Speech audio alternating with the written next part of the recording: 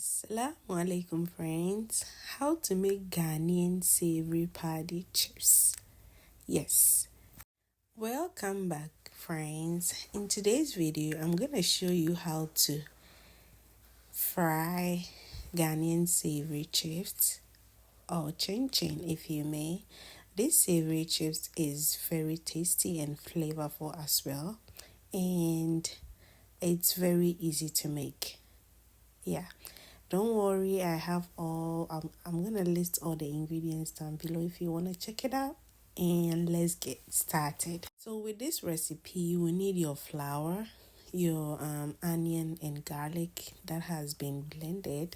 You will need some nutmeg, some salt to taste, and some butter. If you are in Ghana or you don't have the kind of butter we have here, you can use margarine as well. Over here, I'm using an all-purpose flour. You can go ahead to use a hard flour. That's how they call it back in Ghana. Yeah, the butter I'm using here is the normal butter. You can go ahead to use margarine as well. So to start, I added flour into the bowl. Went ahead to add my salt, then my onion and garlic paste. The onion and garlic paste give it a very nice flavor. Then I went ahead to add my nutmeg. You can omit it altogether, but trust me and use the same recipe. Then I went ahead to add my butter. Make sure I mix everything to combine before I start incorporating my water into it. So with the water, you put it like you not put everything, you put it in a small portion at a time whilst you mix it while you add the water so that you know when to adjust it. Then after adding then you will knead it as you go, making sure by doing that it will help you to incorporate all the flour that hasn't been mixed already. Then you will knead it for a little bit. Put it down to sit or leave it to rest for like 5 minutes to 10 minutes. Then you will make sure you dust your the surface, and then you put your flour on it with your rolling pin. Yes, Madiha. Then you will roll it out. Yes, you make sure the stick that you'll be rolling with it has been powdered very well to prevent it from sticking with the flour. And as you can see, I divided into two because I wanted to do different shapes. I wanted to do the long one and the short one. Yeah, so after dividing it, I'll work with one portion, cut everything into my desired shapes. Then I'll go ahead to continue with the other one. So as you can see, I was just rolling it. I didn't want it to be very thick, so you can go ahead to adjust it into the thickness that you are looking for. But you have to keep in mind that the thickness will depend, like it will determine how crispy or crunchy your chips is gonna be. Yeah, and as I always say, you can add or omit anything from the recipe.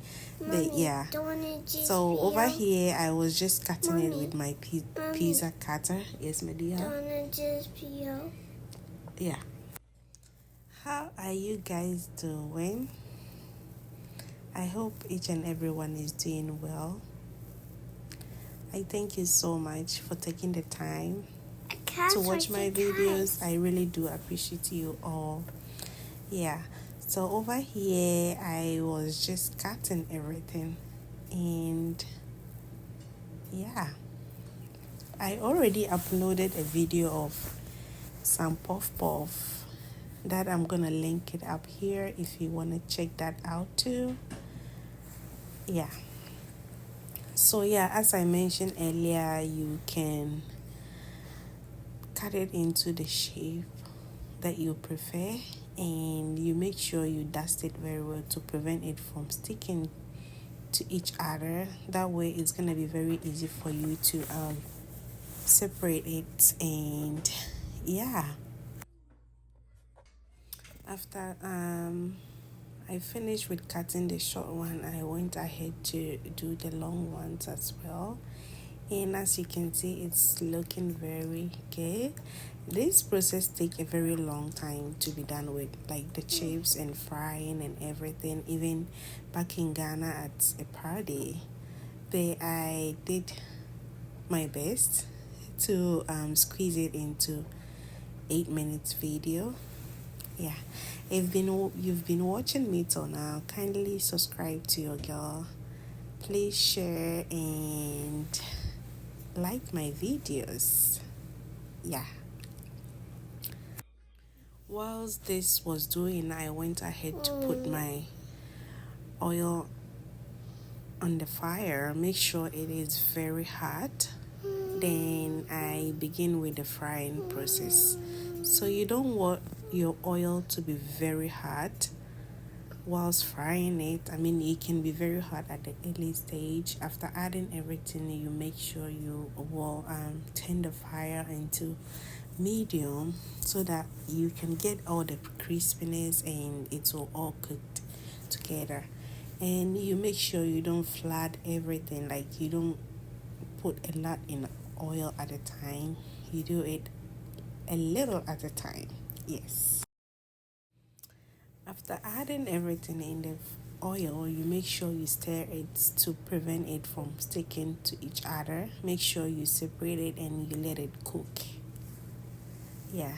Over here, I was just making sure I separate everything and make sure it's looking good. And I let it cook for like 10 to 15 minutes on a medium heat. Then I come back to check up on it and look at that. So as I mentioned earlier, you don't want to fry it on high heat. If not, it's gonna soak in all the oil, but it's gonna be very soft and you won't get the crunchiness, but it will soak in all the oil, which we do not want. Yeah.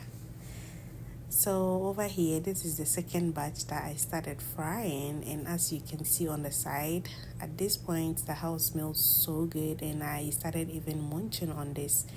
This is very easy to make, yet delicious and aromatic. So if you can get a time, comment down below if you want to try it out and let me know how it turned out. And me, I like the burnt part, so as you can see, I made it very brown. You can decide to omit that, and I portion it like this, and bye.